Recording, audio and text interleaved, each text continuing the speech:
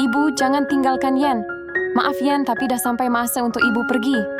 Jadi anak baik ya, dengar cakap ayah tiri. Ayah tiri akan jaga Yen. Ibu buka mata ibu, jangan tinggalkan Yen. Yen, ayah akan jaga Yen. Tapi awak bukan ayah sebenar Yen. Sekarang ibu dah tak ada. Nanti ayah tiri halau Yen ke? Yen, awak buat apa tu? Yen tengah kemas rumah. Yen, pergi rehat dulu ya. Jangan risau, biar ayah yang kemas rumah.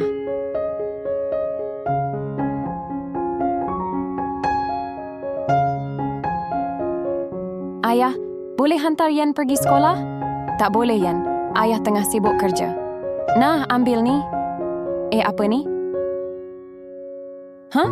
Ayah belikan kereta untuk Yen? Yen, apa jadi ni? Maaf ayah, Yen tak sengaja pecahkan pasu bunga ni.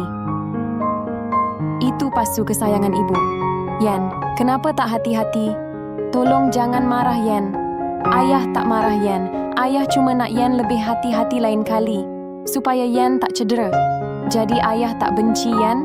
Walaupun Yen bukan anak kandung ayah, ayah tetap sayang Yen macam anak sendiri. Ayah tak pernah benci Yen pun. Hah? Korang rasa dia ayah yang baik tak?